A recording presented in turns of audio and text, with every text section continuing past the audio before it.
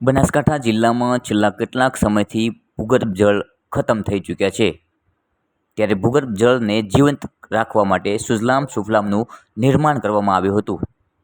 પરંતુ સુજલામ સુફલામ છાસવારે બંધ અને છાસવારે ચાલુ આવી પ્રક્રિયા કેટલાય સમયથી ચાલુ છે. લાખણીની સુજલામ સુફલામ કેનાલમાં પાણી છોડવા મુદ્દે આજે મહિલાઓ પહોંચી હતી રજૂઆત કરવા. પાણી ન છોડાય તો પશુઓ સાથે થશે આંદોલન.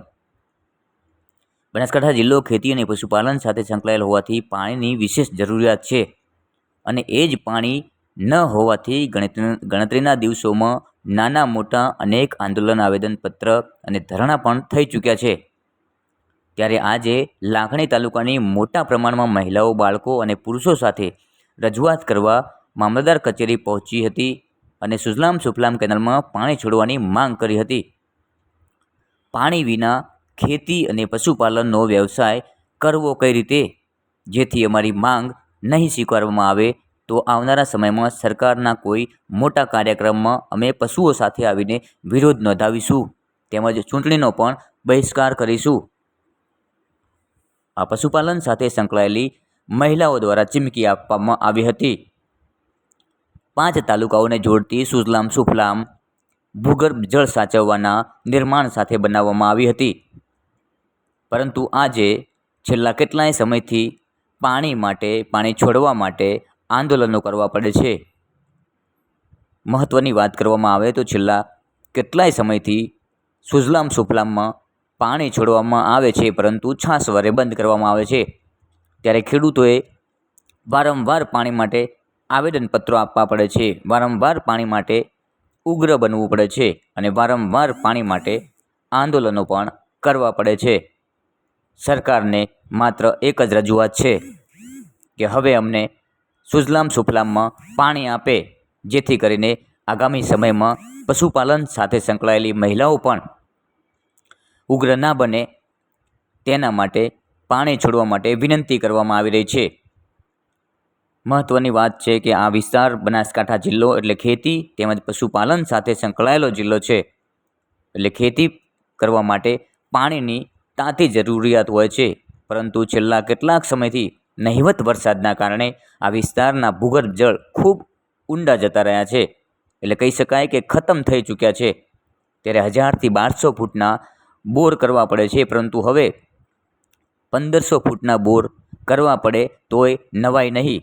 પરંતુ 1500 ફૂટના બોર કરવા જાય તો ખેડૂત આખરે પાયમાલ જ બની જાય. એટલે જ કહી શકાય છે કે આ સુજલામ સુફલામમાં પાણી છોડવામાં આવે. વારંવાર ખેડૂતોને પરેશાન ના કરવા માટે સરકારને આજીજી કરવી પડે છે. છેલ્લા કેટલાય સમયથી પાણીની ખૂબ જ બનાસકાંઠામાં જરૂરિયાત ઊભી થઈ છે. છેલ્લા 2 વર્ષથી નહિવત વરસાદના કારણે ભૂગર્ભ જળ બિલકુલ ખતમ થઈ ચૂક્યા છે. ત્યારે બનાસને જીવંત રાખવા માટે દાંતીવાડા ડેમમાં મુખ્ય નર્મદા કેનાલમાંથી પાણી છોડવાની પાઇપલાઇન પણ નખાઈ ચૂકી છે. પરંતુ એ પણ આજે અધ્ધર તાલ છે. માત્ર ને માત્ર શોભાના ગાંઠિયા સમાન આ પાઇપલાઇન હજુ પણ ક્યારેય આ દાંતીવાડા ડેમમાં પાણી છોડવા માટેના પ્રયાસો સરકાર દ્વારા કરવામાં આવ્યા નથી. જો અહીંયા દાંતીવાડા ડેમમાં નર્મદાના મુખ્ય કેનાલમાંથી પાણી છોડવામાં આવે અને દાંતીવાડા ડેમ ભરવામાં આવે અને બનાસ નદીને જીવંત કરવામાં આવે તો બનાસકાંઠા કંઈક અંશે ઊભો થઈ શકે અને જે ભૂગર્ભ જળ ખતમ થઈ ચૂક્યા છે તેનું કંઈક અંશે નિવારણ આવી શકે તેમ છે.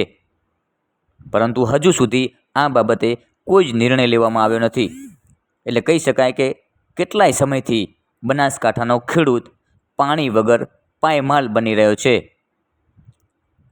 સરકારને વિનંતી કરી રહ્યો છે કે અમને પાણી આપો, નહીં તો આવનારા સમયમાં ઉગ્ર આંદોલન થશે. અત્યારે અમે મામલતદાર સાહેબશ્રીને આવેદનપત્ર આપવા માટે આવ્યા હતા અને મહિલાઓની સાથે આવેલા હતા. અને કારણ કે અમારે અત્યારે પાક બળેરો છે, અત્યારે વાવેતર કરેલો હતો એ બળે છે અને પશુપાલન માટે પણ બળેરો છે. એટલે અમે સરકારશ્રીને કહેવા માગીએ છીએ કે તાત્કાલિક ચોગા પમ્પિંગ સ્ટેશને સુજલામ સુફલામ ચાલુ કરે એવી અમારી ખેડૂતોની માગણી છે.